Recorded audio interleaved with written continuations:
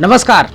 बॉलीवुड में यूं तो सोशल मीडिया की वजह से कई लोगों को पहचान मिली है, लेकिन आज हम एक और नई पहचान आप तक पहुंचाना चाहते हैं कि शायद इनको भी कोई नई पहचान मिले।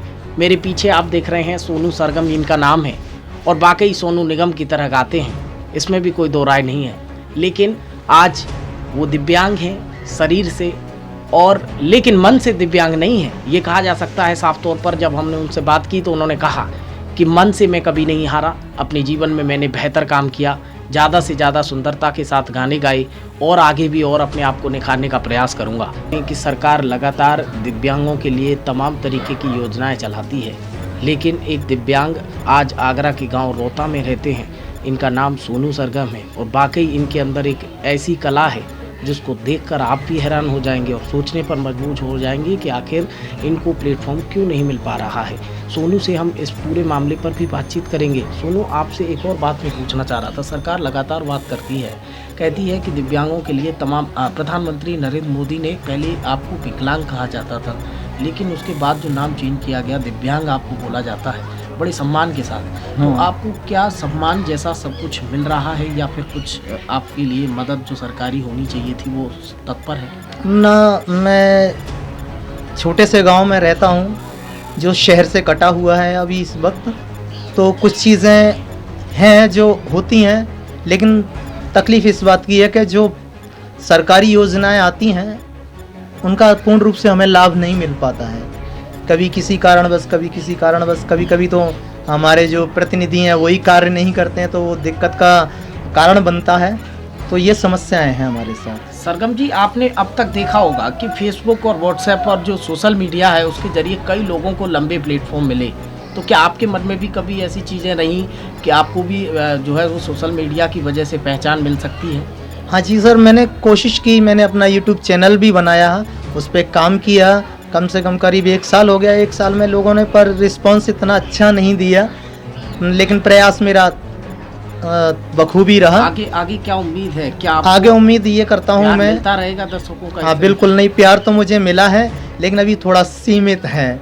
उसका कोई मेरे हिसाब से उसका कोई मतलब नहीं बनता है। जिस तरीके से मुझे उनका प्यार मिलना चाहिए वो मुझे नहीं मिला।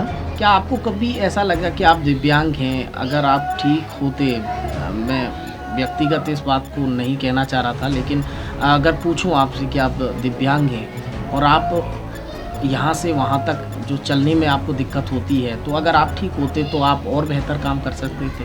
ना, मैं इस बात को नहीं मानता।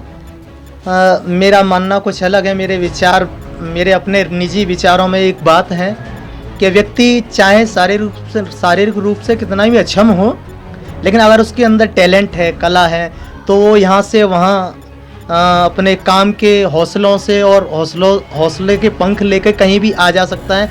मैं नहीं मानता कि शायद मैं दिव्यांग हूँ या विकलांग हूँ या अक्षम हूँ। तो देखिए, सोनू सरगम जो है वो दिव्यांग ज़रूर हैं, लेकिन हौसले बुलंद हैं। और हम भी अपने दर्शकों से ये अपील करते हैं कि इस वीडियो को ज़्यादा से ज़्यादा से लिखा है।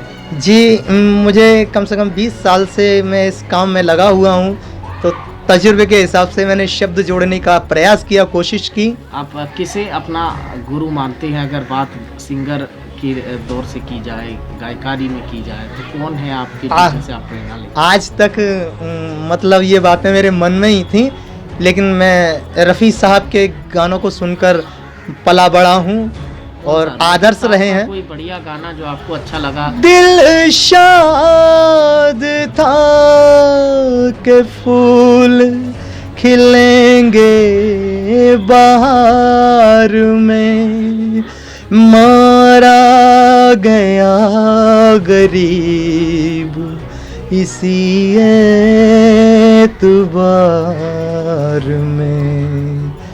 मुझे तेरी मोहब्बत का सहारा मिल गया होता, अगर तूफान नहीं आता, किनारा मिल गया होता।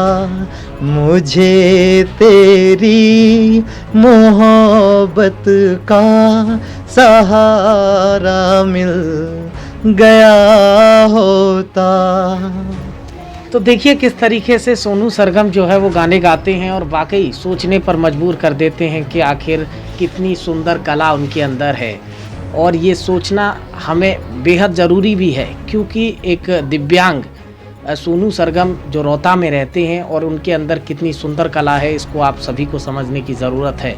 और मैं उम्मीद करता हूं कि आप इस वीडियो को देखने के बाद ज़्यादा से ज़्यादा लोगों तक शेयर करेंगे और इस सोनू सरगम को एक नई प्लेटफॉर्म देने का काम करेंगे। अपने साथी अमृत सिंह के साथ सोनवीर सिंह, सच न्यूज आगरा।